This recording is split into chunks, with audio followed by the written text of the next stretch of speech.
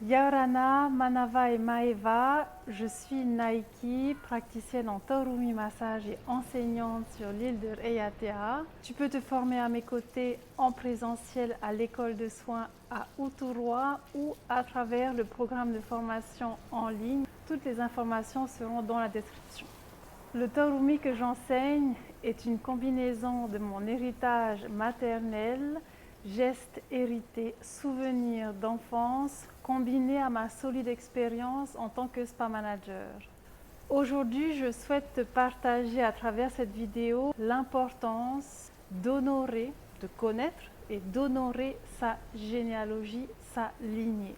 Car c'est un des piliers fondamentaux du pouvoir du soigneur.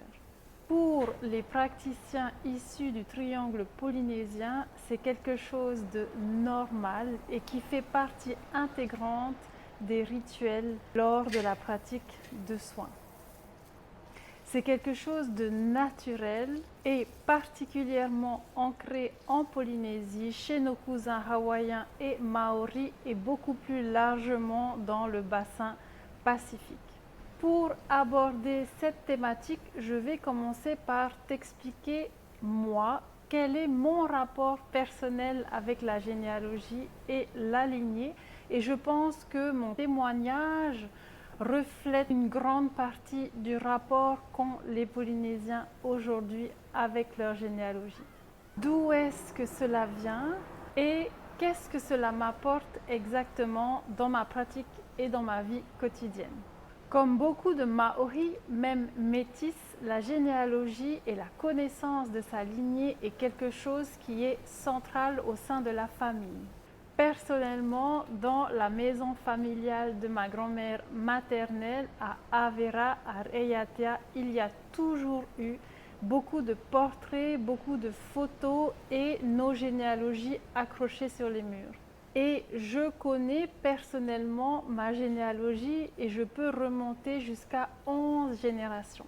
C'est aussi du fait que dans ma famille, mes oncles, mes tantes, cousins, cousines sont très portés dessus et tous les ans, nous organisons une grande réunion familiale qui a lieu ou à Raiatea ou à Tahiti, puisque les fétis, les membres de la famille sont éloignés parfois dans d'autres îles. Ces réunions sont l'opportunité pour que chaque branche explique sa généalogie, pour que les jeunes générations puissent comprendre, présente aussi la descendance. Généralement, ces journées se terminent par un grand tama, un grand repas où tout le monde va faire connaissance et où les enfants vont pouvoir créer du lien. J'ai la chance d'avoir connu mon arrière-grand-père jusqu'à l'âge de 11 ans. Il s'appelait Terei Uti Uti au Hawaii Holman et je le suivais partout dans le Fa'apu, dans la plantation. J'ai eu la chance aussi d'accompagner ma grand-mère jusqu'à son dernier souffle l'année dernière. Et lorsque je pense aux détails de grains de peau, lorsque je ramène à l'instant présent leurs souvenirs, leur présence bienveillante, je sens qu'à l'intérieur de moi émerge l'énergie de l'amour inconditionnel depuis le ventre jusqu'au cœur et jusqu'aux mains. J'ai toujours pensé que c'était normal, que pour tout le monde c'était la même chose et c'est en voyageant que je me suis rendu compte que pour les amis que je me faisais ailleurs, ce n'était pas du tout le cas. Parfois les gens ne connaissent pas le nom et les prénoms de leurs arrière-grands-parents et encore moins les histoires de famille. Au jour d'aujourd'hui, lorsque je travaille en formation avec des personnes issues d'une culture européenne, je me rends compte que au moment où dans la formation nous allons ouvrir cet espace et où je vais les amener à explorer le passé pour rendre hommage à leur généalogie, je remarque que ce sont des moments d'émergence émotionnelle qu'il y a énormément de choses qui bougent avec ce travail et c'est très intéressant de s'y plonger et de voir à chaque fois les magnifiques transformations et les magnifiques guérisons que cela apporte.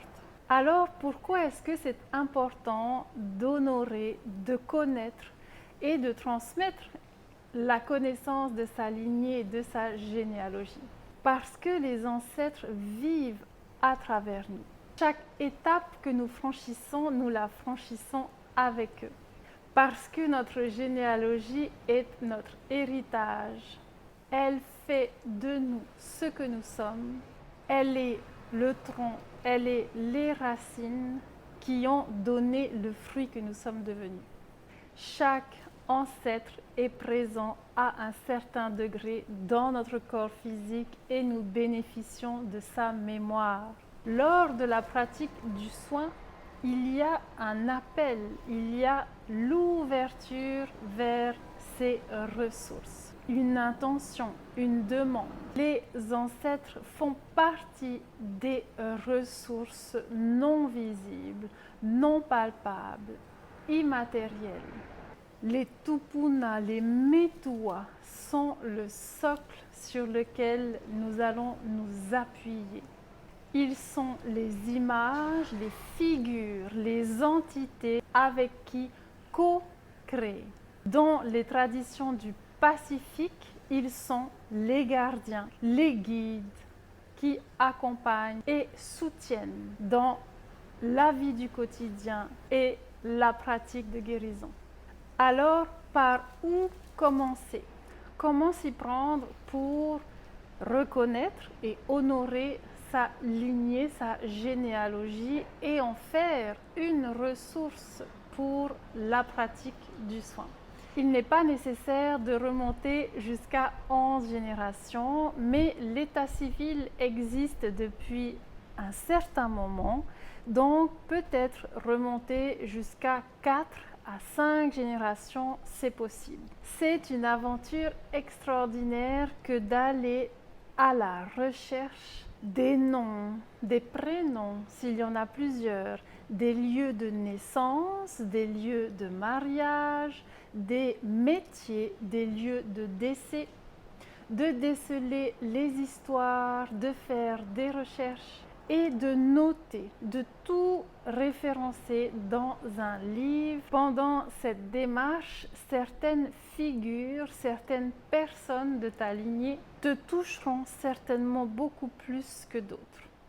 Observe sans cesse les sensations dans ton corps. Ce sont des signes à prendre en considération avec le ou la personne qui résonne davantage avec toi. Et si le passé avec la lignée est douloureux, cela peut arriver que nous ayons des histoires de famille, alors comment faire? Dans ce cas-là, le plus important, c'est d'harmoniser en soi. C'est là où la recherche généalogique devient un véritable outil de guérison pour toi. Il est l'occasion de ne surtout pas détourner le regard et de traiter tout ce qui émerge. Dans l'histoire de nombreuses familles polynésiennes, il y a des blessures liées au colonialisme ou à d'autres choses. Accepter l'intégralité de notre histoire, de notre parcours et installer la lumière, une énergie de guérison et de pardon est fondamentale pour la suite de ton parcours en tant que thérapeute. Il existe un outil tel que le Ho'oponopono. Si ça t'intéresse, je ferai un sujet plus approfondi sur ce thème. Une fois tes recherches faites, comment t'y prendre pour honorer cette lignée? Il existe une multitude de manières d'honorer ta lignée. L'intention ici, ce n'est pas de te délivrer un protocole, mais plutôt de te donner des éléments et à toi de faire appel à ta créativité et d'écouter surtout ton ressenti. La première étape, c'est d'ouvrir un espace que tu considéreras comme sacré. Cela peut être un hôtel quelque part chez toi, face à une fenêtre qui donne sur le lever ou le coucher du soleil. Cela peut être simplement en nature, au pied d'un arbre, là où il y a les racines, puisque les racines sont représentatives du passé généalogique et de notre lignée. Tu peux, après avoir ouvert cet espace, allumer un encens, offrir un chant, une prière, une méditation. Fais ce qui résonne avec toi. Exprime de la gratitude pour cette lignée qui est présente ici et là, derrière toi, dont tu es le fruit. Demande simplement leur présence, leur soutien. Rends-leur hommage par une offrande. Cela peut être simplement des fleurs. Encore une fois, quelque chose qui résonne et qui fait chanter ton âme. Exprime ta reconnaissance. Demande leur protection et leur guidance, simplement pour ta journée ou pour ta pratique quotidienne. Pour conclure, plus nous honorons nos ancêtres et qui nous sommes, plus nous renforçons notre ancrage immatériel, spirituel. Même si tu ne connais pas toute ta lignée, ton intention est d'honorer tes origines, ce qui est présent en toi. Cette pratique ouvre un chemin extraordinaire de guérison en tant que praticien. C'est un travail essentiel et je te souhaite beaucoup de bonheur à traverser cette étape. J'espère que cette petite vidéo t'aura plu, aura fait écho avec toi. N'hésite pas à laisser un commentaire pour que je puisse te lire, que je puisse te répondre. Et si ce contenu t'a plu, n'hésite pas à liker cette vidéo et à t'abonner. Maruru!